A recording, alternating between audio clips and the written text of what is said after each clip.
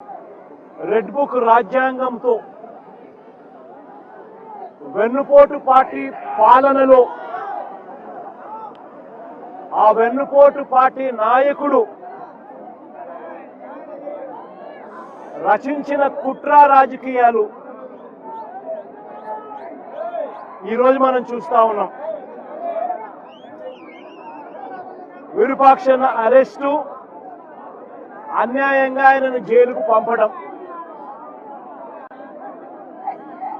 ఈ రెండు కూడా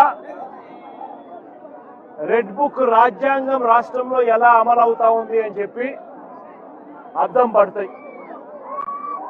ఈ వెన్నుపోటు పార్టీ పాలనలో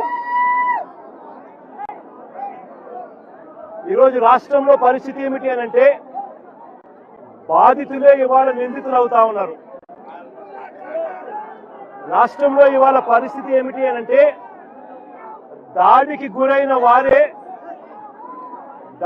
గురైన వారిపైనే కేసులు పెడతా ఉన్నారు. ఈరోజు రాష్ట్రంలో పరిస్థితులు ఏమిటి అని అంటే, బాధితులకు ఎవరైనా అండగా నిలబడితే వారిని అరెస్ట్ చేస్తా ఉన్నారు. ఈరోజు రాష్ట్రంలో పరిస్థితులు ఏమిటి అని అంటే, ఎవరైనా గట్టిగా ప్రశ్నిస్తే కేసులు, ఎవరైనా గట్టిగా నిలదీస్తే ఏకంగా నిలదీసిన వ్యక్తి ఇంట్లోకి జొరబడి తాను ఎమ్మెల్యే అయినా కూడా అర్ధరాత్రి పూట వందల మంది పోలీసులను తీసుకొని వచ్చి ఇంట్లోకి జొరబడి ఇల్లును ధ్వంసం చేసి మరీ అరెస్ట్ చేసి జైల్లో పెడతా ఉన్న పరిస్థితి ఈరోజు చూస్తా ఉన్నాం. నేను అడుగుతా ఉన్నా, ప్రజాస్వామ్యవాదులందరూ కూడా ఆలోచన చేయాలి. ఎలాంటి ప్రజాస్వామ్యంలో మనం బ్రతుకుతా ఉన్నాము? గాంధీ పుట్టిన దేశంలో ఇవాళ ప్రజాస్వామ్యం కూని అయిపోయి పరిస్థితిలో ఈరోజు రాష్ట్రంలో పరిస్థితులు నెలకొని ఉన్నాయి. ప్రజల చేత ఎన్నుకోబడిన ఎమ్మెల్యే, మళ్ళీ రిపీట్ చేస్తా ఉన్నా, ప్రజలు ఓటేస్తే ప్రజల చేత ఎన్నుకోబడిన ఎమ్మెల్యే పరిస్థితి ఏమిటి అని అంటే, ఆయన ఇంటిపై వందల మంది పోలీసులతో రాత్రి 2:45 అంటే అర్ధరాత్రి దాటిన తర్వాత చంద్రబాబు నాయుడు గారి డైరెక్షన్ తో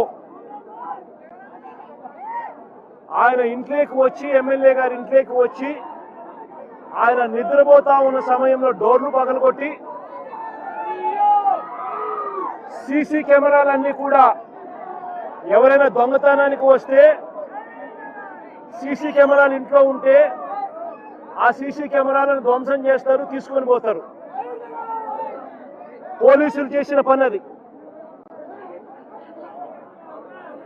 2:45 అంటే ఎవరు మనుషులు సంచారం లేని సమయంలో అర్ధరాత్రి దాటిన తర్వాత దొంగల మాదిరి పోలీసులు రావడం, బందిపోటు ముఠాల మాదిరి వందల మంది పోలీసులు రావడం, వచ్చి సీసీ కెమెరాలు ఇంట్లో ఉండేటివన్నీ కూడా తీసేయడము, పగలగొట్టడము, తీసుకొని దొంగతనం చేసుకొని పోవడం, డోర్లు పగలగొట్టడం, ఇంట్లోకి చొరబడడం, ఎమ్మెల్యేను అపహరించుకుపోవడం. నేను అడుగుతా ఉన్నా, ఎమ్మెల్యే ఏమైనా ఉగ్రవాద అని? ఏం పగటిపూట నువ్వు నోటీస్ ఇస్తే ఎమ్మెల్యే రాడా? పగటిపూట మీరు ఏమైనా నోటీస్ ఇస్తే ఎమ్మెల్యే రాడా? ఇంట్లోనే పడుకొని ఉన్నాడు కదా. ప్రజాస్వామ్యంలో జరుగుతా ఉన్నది ఇది. ఇంకా ఆశ్చర్యం ఏమిటో తెలుసా? గంటల వ్యవధిలోనే టపా టపా టపా అని చెప్పి ఎమ్మెల్యే మీద 3 కేసులు పెట్టారు. ఒక కేసులో 34 మంది మీద, ఒక కేసులో ఇబ్బంది పెట్టే కార్యక్రమం చేస్తే, రెండో కేసులో మొదటి పెట్టిన 34 మంది కాక మరో 14 మందిని చేర్చి మళ్ళీ ఇబ్బంది పెట్టే కార్యక్రమం. మూడో కేసుకు వచ్చేసరికి మరో 12 మందిని మళ్ళీ ఇరికిచ్చే కార్యక్రమం. ఈరోజు మొత్తంగా 38 మందిని రిమాండ్కు పంపిన పరిస్థితులు ఈరోజు చూస్తా ఉన్నాం. నేను అడుగుతా ఉన్నా, ఇంతకన్నా దారుణం ఇంకొక విషయం ఏమిటి అని అంటే,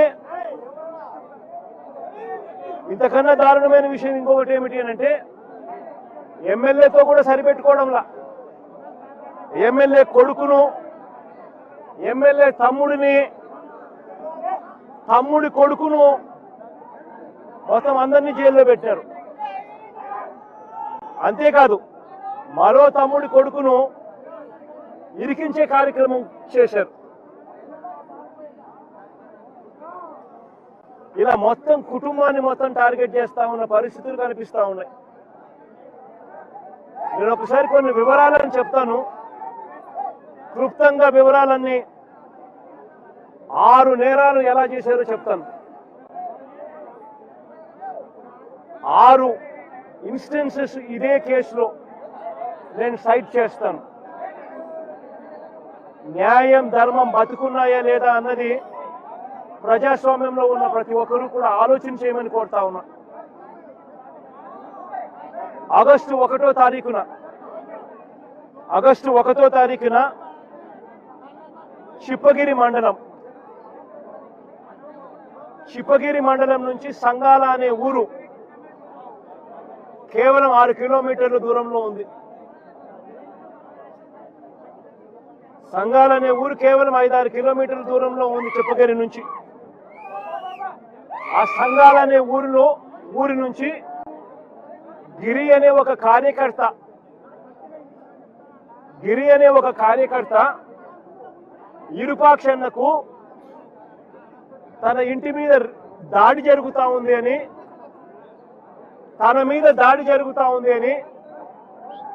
దాడి జరుగుతా ఉన్న తన ఇంటి ఫోటోను,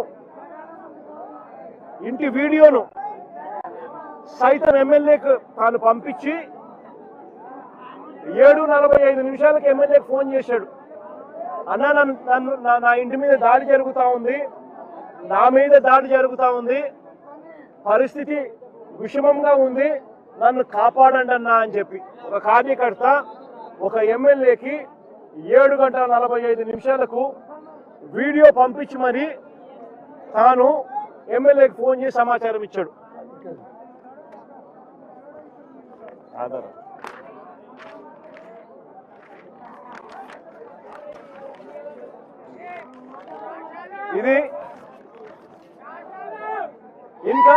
ఇది గిరి అనే కార్యకర్త ఎమ్మెల్యేకు 7:45 ఫోన్ చేసిన కాల్ హిస్టరీ, ఎమ్మెల్యేకి ఫోన్ చేసిన కాల్ లాగ్. 7:45 తాను ఎమ్మెల్యేకి ఫోన్ చేసి ఈ రకంగా మాట్లాడి ఫోటోను, ఇంటి మీద దాడి జరిగిన ఫోటోను, పోస్టర్ కూడా పంపించాడు.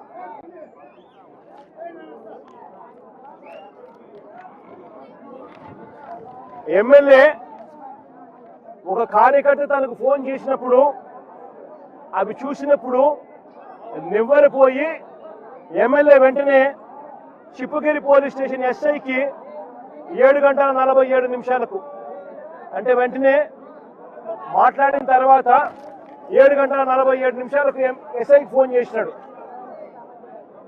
మీ దగ్గర నుంచి సంగాల ఊరు ఇక్కడ నుంచి 5-6 కిలోమీటర్ల దూరంలో ఉంది, కార్యకర్త మీద దాడి జరుగుతూ ఉంది, పోయి కాపాడండి అని ఎమ్మెల్యే, ప్రజల చేత ఎన్నుకోబడిన ఎమ్మెల్యే ఒక ఎస్ఐకి ఫోన్ చేసి సమాచారం ఇచ్చినాడు 7:47. మళ్ళీ ఆ తర్వాత సిఐకి మళ్ళీ ఫోన్ చేశాడు. సిఐకి ఫోన్ చేసిన తర్వాత సిఐ ఫోన్ చేస్తే ఫోన్ ఎత్తడంలా, ఫోన్ దొరకడంలా. మళ్ళా 8:03 సిఐకి కూడా ఫోన్ చేసి సమాచారాన్ని ఇచ్చినాడు. సిఐకి కూడా ఎమ్మెల్యే ఫోన్ చేసి ఇలా గిరి అనే కార్యకర్త మీద దాడి జరుగుతూ ఉంది సంఘాలనే గ్రామంలో, వెళ్ళి కాపాడండి మీరు, నాకు గిరి ఫోన్ చేశాడు, ఫోటోలు పంపించినాడు, తన ఇంట్లో జరుగుతూ ఉన్న దాడికి సంబంధించిన వివరాలు తెలియజేస్తా ఉన్నాడు, వెంటనే పోండి అని చెప్పి మళ్ళీ 8 గంటల 3 నిమిషాలకు సిఐ కూడా చెప్పినాడు. అయినా ఎవడు పోలా. ఒక మనిషి మీద దాడి జరుగుతూ ఉందని పోలీసులకు చెప్తే ఎమ్మెల్యే లాంటోడు ఫోన్ చేసి చెప్పినా కూడా దిక్కు దివాణం లేని పరిస్థితిలో ఈరోజు రాష్ట్రంలో ప్రజలు ఉన్నారు. ఎమ్మెల్యే కాదు, ఎవడు ఫోన్ చేసినా సిఐ అనేవాడు, ఎస్ఐ అనేవాడు పోవాల్సిన ధర్మం.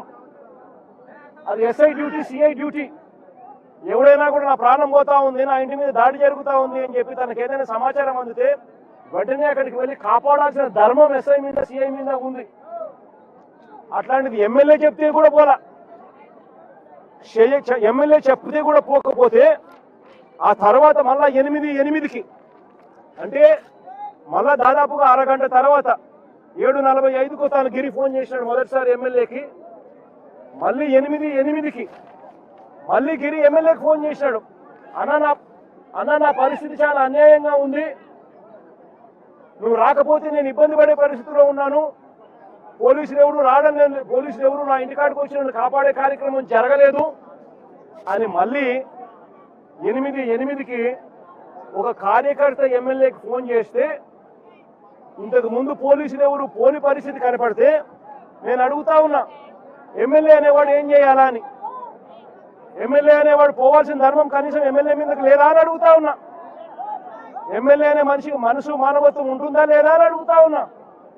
మనసు మానవత్వం ఉంది కాబట్టి పోలీసులకు చెప్పినా పోలీసులు స్పందించకపోతే ఎమ్మెల్యే మానవత్వం చూపించాడు, ఒక మనిషిగా తను రియాక్ట్ అయ్యాడు. వెంటనే ఎమ్మెల్యే ఆ గ్రామానికి పోయాడు, ఆ సంఘాలనే గ్రామానికి ఎమ్మెల్యే పోయాడు కార్యకర్తను కాపాడుకునే దానికోసం.